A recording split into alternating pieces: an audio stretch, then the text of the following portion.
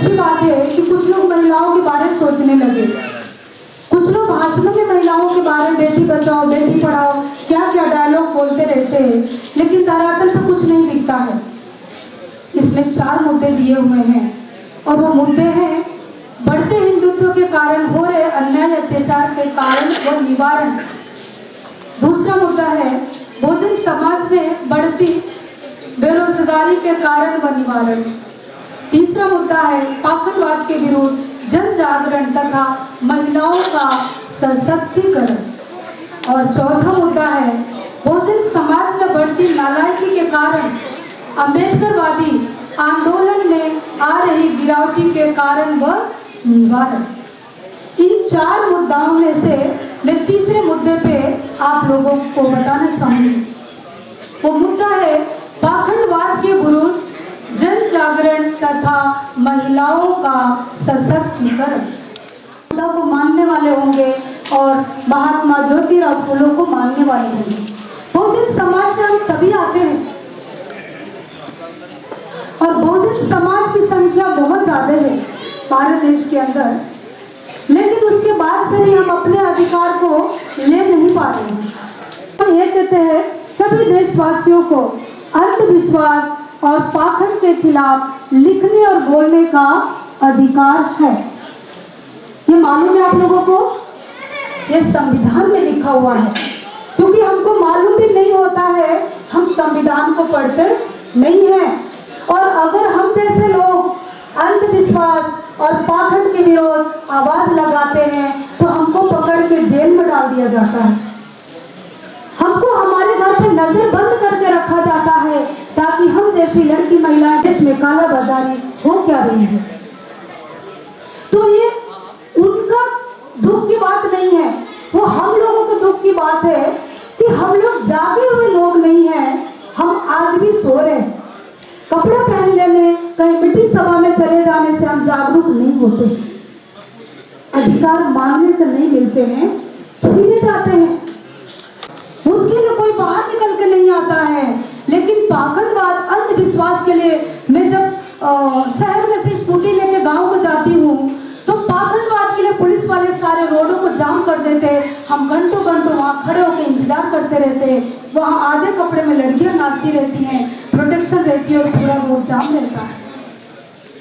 लेकिन वही किसी शहर की बात किया जाए तो हम अच्छे काम के लिए महापुरुषों के आंदोलन में अपने हक अधिकार को बचाने के लिए निकलते हैं तो गिनती से 50 या 100 लोग। हमारे पुरुष भाई लोग रामलीला ग्राउंड में ताश खेलेंगे, जुआ खेलेंगे। हम अपील करते हैं बहन का बलात्कार हुआ है, भाई साहब आप हमारे साथ लाइन में आ जाओ, हम कैंडल देते हैं, तो भैया लोग सुनते नहीं है। ये मैं कोई फेक न्यूज नहीं बता रही, मैं सड़क में उतर के काम करती हूँ और जो हमारे साथ हो रहा है उसको मैं बता रही हूँ। ये हमारे देश की स्थिति है रियल में, और ये बहुजन समाज की। हम क्यों किसी को दोष देंगे कि गुलाम है? हमें कोई जबरदस्ती गुलाम नहीं बना सकता। हम संख्या में ज्यादा है। आप अपने अधिकार को पढ़िए, डॉक्टर बाबा साहब आम्बेडकर को पढ़िए, संविधान को पढ़िए, महिलाएं हिंदू कोड बिल को पढ़ें। आपका सारा भूत उतर जाएगा और आपको पता लगेगी कि आज हम जो अच्छे कपड़े पहन के अच्छे हॉल में बैठ के अच्छे कुर्सियों पर बैठे हैं तो ये किसने अधिकार दिया? तो मुझे बताने की जरूरत नहीं, आप पढ़ के सीखेंगे, कर के सीखेंगे तो ज्यादा अच्छे रहेंगे। क्योंकि काम करके जो सीखते हैं वो लंबा चलता है, किसी का कॉपी करने से हम ज्यादा दूर तक चल नहीं सकते हैं। तो ये अपने भारत देश की व्यवस्था है, इसको हमको सुधारने की जरूरत है।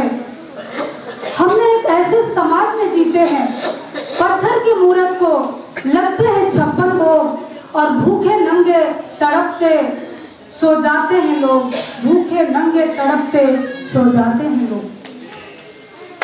मजदूर को मजदूर समझिए, मजबूर नहीं। गरीब को काम दीजिए, दान नहीं। और अगर दान देने की इच्छा है तो जीते जी रक्तदान दीजिए और मरने के बाद अंग दान देकर मरते हुए को जीवन दान। यही सच्ची देशभक्ति और यही सच्ची राष्ट्र प्रेम है। ये हम लोगों को समझने की जरूरत है। सच में हम जब बाहर निकलते हैं और देखते हैं पढ़े लिखे लोग अंधविश्वास में फंसे हुए, चलो अनपढ़ को 1 मिनट में मान लेती हूँ, लेकिन IAS PCS मैं अधिकारियों से मिलने जाती हूँ हर स्टेट में, हर जिलों में जब मैं जाती हूँ और जब उनको सुनती हूँ तो मैं पूछती हूँ कि ये कुर्सी आपको किसने दी? डॉक्टर बाबा साहब अम्बेडकर ने आपको इस लायक बनाया और उन्होंने कहा था ये मेरे समाज के लोगों, जिस समाज से तुम पढ़ लिख कर इस लायक हो उस समाज को कुछ पैसा, कुछ हुनर, कुछ बुद्धि, कुछ सलाह देना। लेकिन क्या आज के टाइम में ऐसे पढ़े लिखे लोग कर रहे हैं? कर रहे हैं? मैं आप लोगों से पूछना चाहती हूँ, बोलिए ना, शायद मैं गलत हो सकती हूँ। नहीं कर रहे हैं। लोग अपना दीवार बनाने के चक्कर में समाज की दीवारें कमजोर कर दिया। मुझे बहुत दुख होता है। मुझे शौक नहीं अपने समाज के लोगों को गाली देना, अपमान करना, लेकिन मजबूर है, जब आंखों के सामने से गुजरती है तो इस बात को बोलना ही पड़ता है। और आप काफी अच्छे लोग हैं, हम लोगों को सोचने की जरूरत है इन सब बातों पे। हम थोड़े से ऊंचे पहुंच के अपने गरीब को भूल जाते हैं। मैं जब स्टेशन पे 2 बजे 2:30 बजे रात को ट्रेन पकड़ने जाती हूँ तो मैं सड़क पे सोते हुए लोगों को देखती हूँ, उनका कंबल भी पतला होता है। हम तो अपने घर के अंदर इतनी मोटी रजाई के अंदर सोते हैं और जब मैं वहां से गुजरती हूँ किसी मयूरी ऑटो में तो बड़ा दुख लगता है। लेकिन मैं कोई अडानी अंबानी की बेटी नहीं हूँ, मैं बीजेपी पार्टी में नहीं रहती हूँ कि मैं ट्रक का कंबल मंगाऊं और अपने लोगों को उड़ाती चली जाऊं। लेकिन मैं आप लोगों से अपील कर रही हूँ कि जो भी व्यक्ति, अगर जो आपके पास एक्स्ट्रा मनी है, आप निकलो सड़क पे, देखो, उनको रोटी दे दो, थोड़ा खाना दे दो, कोई दिक्कत नहीं है। ये डॉक्टर बाबा साहब ने नहीं किया, उन्होंने आरक्षण देखो आपको इतना दूर तक पहुंचाने का काम किया। लेकिन हम इंसानियत होने के नाते अगर जो अपने तनख्वाह से 2%, 4% किसी गरीब के लिए डालते हैं तो हमारे परिवार को कोई कमी नहीं होती। जब मैं नौकरी करती थी मैं 10% निकालती थी और उस 10% में से मैं 10 पैसा भी अपने घर वालों को नहीं देती थी। अपने मन से किसी भी गरीब को कुछ भी काम करवाती रहती थी मैं, उसमें मेरे पति बच्चों का कोई अधिकार नहीं था। यदि ईश्वर को पूजने से बच्चे होते तो पति का झमेला क्यों? यदि ईश्वर को पूजने से बच्चे होते तो पति का झमेला क्यों?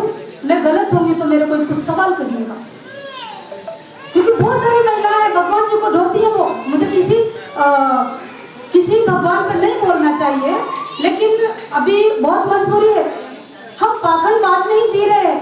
अगर जो भगवान ही सबको बच्चे दे देंगे तो परिवार और घर बनाने की क्या जरूरी पड़ी? फिर तो जरूरी नहीं इन सब चीजों की।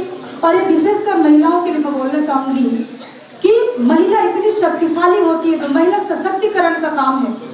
आप लोगों को हमारे समाज में जन्मी इतनी महान नायिकाएं हैं। माता सावित्रीबाई फुले को पढ़ो, माता रमाबाई को पढ़ो। उन्होंने अपने पति को पढ़ाने के लिए वो मुंबई में कंडे पाती थी, सुखाती थी और उसको बेच के पैसे लेके साहब के पढ़ाई के लिए मदद किया। वो एक महिला थी। वो चाहती तो अपने बच्चे पति को सबको ऐश आराम में कर सकती थी, जिस पर 32 डिग्रियां हो, 9 भाषाओं का ज्ञान हो, उस व्यक्ति को देश विदेश में रहने की जगह की कमी नहीं होती है। लेकिन उस माता रमाबाई ने त्याग किया और उनके त्याग का फल आज हम लोगों को मिल रहा है। और आज हम लोग त्याग नहीं करते हैं तो आप सोचो आपकी आने वाली पीढ़ियां क्या कहेंगी आपको। आज के वर्तमान सरकार की यह दशा, स्पॉट में लिख के कागज में और वो जेसीबी से घर को मिट्टी बना देते हैं। ये बात गलत तो नहीं है? दिल्ली में हो, किसी भी स्टेट में हो, चल रहा है। तो हमें इतना बड़ा घर बनाने की क्या जरूरी पड़ी है जो जेसीबी आएगी और 2 बजे रात को सारा बराबर मिट्टी में करके चली जाएगी? तो मेरे खून पसीना केवल दीवार क्यों बनाना है भाई?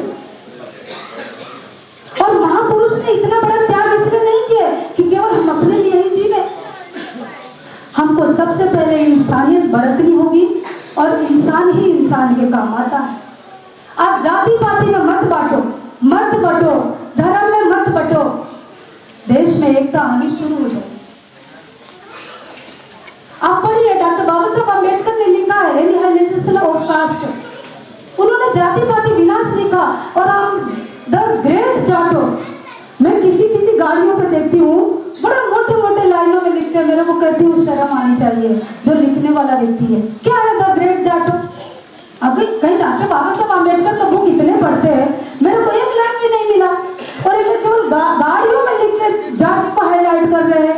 और हमारे दलित लोगों को, हमारे पीड़ित लोगों को ऊपर रोज अन्याय अत्याचार हो रहा, उसके खिलाफ बोलने के लिए, लड़ने के लिए आ जाइए ना भाई। जिसको ज्यादा है वो आ जाइए और करना चाहिए। हमको आवाज भी उठाने की जरूरत होती है। हमारे देश में लड़कियां छोटे कपड़े पहनती हैं तो बेशर्म कहा जाता है, लेकिन यदि कोई पाखंड या ब्राह्मण नंगा घूम रहा है तो उसको महात्मा और साधु कहा जाता है। क्या ये सही है? जो नंगा घूम रहे हैं उसको महात्मा और साधु कहा जाता है। हमारी बहन बेटी थोड़ा छोटा कपड़ा पहन लेती है तो उनको बेशरम से बोला जाता है, बेशरम बताया जाता है। हमको शर्म नहीं है ऐसे बताया जाता है। ये भारत देश की विडंबना है। भारत देश को आजाद हुए 75 साल से ज्यादा हो गया, लेकिन आज भी रोजी रोटी कपड़ा मकान, गांव की झोपड़पट्टियों को चलिए मैं दिखाऊंगी। नरेंद्र मोदी को जो भी सीएम पीएम बन के घूम रहे हैं, बहने के लिए नाली भी अच्छा नहीं है, घर पे पानी आने को तैयार रहता है। उसी की लड़ाई पूरी नहीं हुई, केवल 5 किलो अनाज तक आके देश का विकास खत्म हो गया। पूरा देश घूमने के बाद बल्कि 5 किलो अनाज के अलावा कोई विकास की स्थिति हमको नहीं थी। लेकिन हमारे लोग क्या है, उनके पे हो रहा ठीक है, हो तो उनके साथ रहा, मेरे साथ हो रही है नहीं। मेरे दोस्तों, मेरे भाइयों, अगर जो उनके साथ हो रहा है तो आप उनके लिए खड़े हो जाओ, कल को आपके साथ नहीं होने वाला। चाहे वो व्यक्ति किसी जाति धर्म का हो, अमीर हो, गरीब हो, कहीं का भी हो, एक इंसानियत होने के नाते उसके साथ खड़े हो जाइए। आप देख लीजिए उसका मनोबल, उसका कलेजा कितना बड़ा हो जाता है। काम कर रहे और हमारे युवा बच्चे लोग आराम से घर में बैठने को तैयार है, बाहर जाने को तैयार नहीं है। ऐसे लोगों से प्रेरणा लेनी चाहिए कि जो उम्र में इतने बड़े होकर लोग काम करने को तैयार है, हम और आप क्यों नहीं? ये सोचने की बात है। अनपढ़ ब्राह्मण पत्थरों से भी पैसा कमा लेते हैं, लेकिन SC, ST, OBC मेहनत से कमाए हुए पैसे पत्थरों पर खर्चा करके आ जाते। अनपढ़ ब्राह्मण पत्थरों से भी पैसा कमा लेते हैं, लेकिन SC, ST, OBC मेहनत से कमाए हुए पैसे पत्थरों पर खर्च करके आ जाते हैं।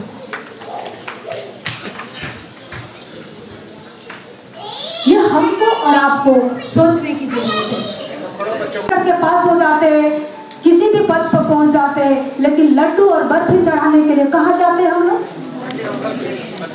बोलिए ना भैया लोग, सर लोग बोलिए प्लीज। पत्थर की मूर्ति में, पत्थर की मूर्ति को जाते हैं। तब हम भूल जाते हैं आरक्षण से SP, DSP, UPSC मिलते हैं, लेकिन जब हम वोट डालते हैं तो उससे CM PM मिलते हैं। जिसने हमको अधिकार दिया उसको हम भूल जाते हैं और अपने दूसरा जो हमारा दुश्मन है उसको बाप समझ के हम उसको पूजने का काम करते हैं। ये हमारी गलती है कि उनकी गलती है? आप लोग बताइए, बोलिए ना आप लोग, हमारी गलती है उनकी गलती है? हमारी गलती है। हमारी गलती की वजह से वो हमारे ऊपर राज कर रहे हैं। आप आज जग जाइए और अपने अधिकार को मांगने लगिए, मिलेगा नहीं। आप कितने आंदोलन कर लीजिए, कहीं तक भी पहुंच जाइए, आपको कुछ नहीं मिलने वाला। मैंने आपको एक लाइन में ही बता दिया था, हक अधिकार मांगने से नहीं मिलते हैं, छीनना पड़ता है। वो चाहे बाप हो, भाई हो, पति हो, अपना कोई रिश्तेदार हो, कोई भी व्यक्ति हो, छीनने से ही मिलता है। क्योंकि जब हम लोग उदाहरण के रूप में घी होता है, घी का डिब्बा, खाने वाला घी, वो घी को जब हम उंगली डाल के निकालते हैं तो घी हमारे साथ नहीं आता है। लेकिन अगर जो उसी घी के डब्बे में उंगली को थोड़ा सा टेढ़ा करते हैं तो आवश्यकता अनुसार घी हमको साथ में आता है, मेरे पास आता है, और उसको हम खाने में इस्तेमाल करते हैं। हम गरीब सोच रखे हैं, इसलिए हम गरीब हैं। स्कूल बंद किए जा रहे शराब के ठेके खोले जा रहे। क्यों भाई? कौन पी रहा है शराब आज के टाइम में? हमारे लोग पी रहे हैं, पूरे दिन दिहाड़ी करते हैं, 400 रुपया, 200, 500, 600 ठेके पे मिलते हैं सारे शाम को। कई बार हम लोग उस मोहल्ले से निकलते हुए भी बहुत दिक्कत होती है। लोग कहते हैं कि आप ठेका बंद करवा दीजिए। ठेका हम कैसे बंद करवा सकते? आप पीना बंद कर दो ना। मैं कहती हूँ आप लोगों से, जो पी रहे हैं आप दारू पीना बंद करिए, ठेका बंद हो जाएगा। ज्यादा दिन तक तो ठेका खुलने वाला नहीं है। 2023 में मैं हापुड़ के देवनंदिनी हॉस्पिटल के आगे एक प्रोग्राम कर रही थी महिलाओं का। काफी महिलाएं थी, प्रशासन भी खड़े थे वहां पे। हमारे महिलाएं अपनी अपनी बात रख रही है। एक हमारे ही भाई थे अपने समाज के, बड़ी देरी से देख रहे थे, नशे में थे, वो भी बिल्कुल सही हालात में नहीं थे। उन्होंने आए, हाथ जोड़ के कहा, दीदी एक बात बोलनी है। मैंने फोन दिया, वो भैया ने फोन लेते हुए कहा, दीदी तुमसे निवेदन है हाथ जोड़ के, तुम्हें ठेका बंद करवा दो देवनंदिनी के पीछे वाला। मैं हंसने लगी और पुलिस वाले सब हंस रहे, उधर खड़े होके सभी जितने लोग। मैंने क्या आपने बात कर लिया? कह रहे हाँ। मैंने क्या दे सकते फोन? कह रहे हाँ लीजिए भाई, दे दिया। मैंने कि भैया मैं हाथ जोड़ के आपसे निवेदन करती हूँ कि आप ठेके पे जाना बंद कर दो, ठेका अपने आप बंद होता है। सभी लोगों ने जोर से तालियां बजाया और पुलिस वाले खुश हो गए। पुलिस वालों ने हम लोग का नाम नंबर लिया और उन्होंने कहा कि जिधर भी आपकी ऐसी मीटिंग होती है हम लोगों को इन्फॉर्म करो, हम आएंगे, हम भी अपनी बात रखेंगे। ऐसा उनका मन खुश हो। तो अपने समाज को पीछे करने में हम सभी भारत के नागरिक का हाथ है। आप ये मत सोचो कि मैं पेट भर के खाता हूँ, मैं अच्छे कमरे में सोता हूँ तो ऐश की जिंदगी नहीं। मेरे भाइयों, अपने पड़ोसी को एक बार देख के सोचो। जाइए आप लोग गरीब बस्तियों में घूमिए, एक दिन शादी को कैंसिल करो, शादी हो जाती है। एक दिन बनाओ प्लान, 4-5 लोग मिल के जाओ, किसी गरीब के घर में जाओ, वो भूखे भी। आज के इतना अन्न धन से भरा हुआ हमारे लोग भूखे सो रहे, ये सच कहानी है। हम लोगों को आपस में उनसे जाके मिलने की जरूरत है। महिलाओं को महिला का इतिहास पढ़ना होगा।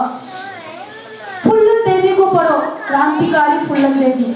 वो कोई बहुत पढ़ाने कराने की लड़की नहीं थी, उसके साथ दुष्कर्म हुआ और उसने खुद का बदला खुद से ही दिया। उसने किसी पड़ोसी, किसी की मदद नहीं मांगी। उस लड़की ने, उस महिला ने एक लाइन में 22 ठाकुरों को गोली से मार दिया। तो हमारे साथ कुछ दुर्व्यवहार होता है, दुष्कर्म होता है, आप फुल्लन देवी को याद करो, खुद का बदला लेना सीखो। नहीं तो हम लोगों को जीने का कोई अधिकार नहीं है। आज बोलने पे भी हमको जेल जाना पड़ता, आने वाले टाइम में क्या होगा बता नहीं सकते। माता सावित्रीबाई फुले उस समय में स्कूल खोल रही थी जिस समय में हम लोगों को पढ़ने लिखने का अधिकार नहीं था। वो भी तो एक महिला थी। महिला लोग बोलिए, वो भी तो एक महिला थी। तो सावित्रीबाई फुले को पढ़ना चाहिए। नंगेली बहन है, सुना आप लोगों ने? मूला करम लगता था, नंगेली बहन। महिला लोगों को मालूम है? इधर महिला की संख्या ज्यादा, इधर कम है। महिला लोगों को मालूम है? बोलिए, नहीं मालूम। नंगेली बहन थी, केरल की रहने वाली है। उस जमाने में मूला करम एक कर लगता था। जिस महिला का जितना बड़ा बेस्ट होता था उसके हिसाब से टैक्स पे करनी पड़ती थी। तो वो नंगेली बहन ऐसी थी, थोड़ी जागरूक थी, जानकार थी। उसने दुखी हो गई और एक दिन जब ये ब्राह्मण लोग टैक्स लेने गए उनके घर पे, तो वो दुखी तो थी। उसने गई, केला का पत्ती काटा और केला के पत्ती से काट के, हंसिया होती है, हंसिया से अपने ब्रेस्ट को काट के केला के पत्ती में उसने परोस दिया। टैक्स के रूप में क्या परोस दिया? अपना ब्रेस्ट काट के और केला के पत्ती में उनको ब्राह्मणों को टैक्स के रूप में दे दिया। उसको रक्तस्राव बहुत ज्यादा हुआ और आधा 1 घंटे के अंदर वो मर गई। जब वो मर गई तो उसका दाह संस्कार हुआ और उसके बाद से हम लोगों को एक कपड़ा पहनने का अधिकार मिला। नहीं तो यहाँ से ऊपर कपड़ा पहनने का हम लोगों को अधिकार नहीं था। हमको बनना पड़ेगा भाई, अपनी महानायिकाओं को सोच के चलना पड़ेगा। झलकारी बाई है, अंग्रेजों से लड़ाई लड़ी और उसका इतिहास को छुपा के रख दिया। क्यों? झांसी की रानी को बताया गया था उस टाइम पे। असली लड़ाई झलकारी अंग्रेजों से लड़ा। पहले की महिलाएं राजा हुआ करती थी। राजा जो आप मुंह ढक के केवल रोटी बनाने तक सीमित रहते, घर तक ही राजा हुआ करती थी। उनके सिर पे सोने का मुकुट, हाथों में सोना बांध दिया जाता था और घोड़े में सवार होकर तलवार से वो वार करती थी और अपने राज्य देश को बचाने का काम करती थी। उसी समय में इतना तकनीकी नहीं थी जितना आज हमको मिल रहा। महिलाएं डॉक्टर बाबा साहब अम्बेडकर के साथ थाने में गई हैं, आंदोलनों में बैठी हैं, बच्चों को ले लेके रोटी बांध लेती थी, प्याज बांध लेते थे, थोड़ा अचार, और कई कई दिन डॉक्टर बाबा साहब अम्बेडकर के साथ आंदोलन में रहा करती थी। उस जमाने में इतना पहनने को कपड़ा भी नहीं थे। तो मैं ज्यादा नहीं बोलूंगी, लेकिन हम इस तरीके से पाखंडवाद का जो अंधविश्वास पाखंड है उससे दूर रहना, विशेषकर महिलाओं को। अगर जो महिला लोग पाखंडवाद से दूर होते हैं तो मैं आप लोगों को सच बता के जा रही हूँ, ये जो आजादी मिलेगी वो हमेशा के लिए मिलेगी, फिर हम गुलाम होने वाले नहीं। और जब गुलाम नहीं होंगे तो भारत का एक अच्छा भविष्य होता है और हम और आप सभी लोग एक अच्छी जिंदगी जी सकते हैं। तो महिला लोग, बेटी बच्चे सबको पढ़ाइए। बहुत सारे वृद्धाश्रम खुल रहे हैं, मैं अपील करूंगी कि बेटियों को अच्छे संस्कार दिए जाए। वो बेटा बेटी हम ही को जन्म देते हैं। तथागत गौतम बुद्धा को माता माया ने जन्म दिया, डॉक्टर बाबा साहब अम्बेडकर को एक महिला ने जन्म दिया। हर व्यक्ति को जन्म देने वाली माँ होती, जननी ही पूरी सृष्टि को हम सृष्टिकर्ता होते हैं, लेकिन हम अपनी शक्ति को पहचान नहीं पाते। आप लोग थोड़ा अपना समय बच्चों को दीजिए, क्योंकि हम टीवी में फोन में व्यस्त रहने की वजह से आजकल हमारे बच्चे आउट ऑफ सिलेबस जा रहे हैं, इंसानियत भूलते जा रहे हैं। क्योंकि रेप करने वाला भी भारत का है, जिसके साथ हो रहा वो भी भारत के हैं, तो विदेश में तो कोई आगे कर नहीं रहा। बड़े बड़े जानवर रहते थे, शेर, हाथी, बालों, जो कुछ भी, चिड़िया, पक्षी, सभी लोग बड़े रहते थे। जब आग लगी तो सभी जानवर लोग जंगल से बाहर निकल के तमाशा देख रहे थे, लेकिन उसी जंगल में एक चिड़िया रहती। वो छोटी सी चिड़िया जब देखी तो क्या जंगल की आग बुझेगी? तो चिड़िया ने क्या कहा मेरे भाइयों, देखो भैया, इस जंगल की आग बुझेगी कि नहीं बुझेगी ये मुझे नहीं मालूम, लेकिन जिस दिन इस जंगल का इतिहास लिखा जाएगा उस दिन आप लोगों का नाम तमाशा देखने वालों में लिखा जाएगा और हमारा नाम जंगल बचाने वालों में लिखा जाएगा। आप लोगों ने बात ध्यान से सुनी, इसके लिए शुक्रिया, धन्यवाद, आभार।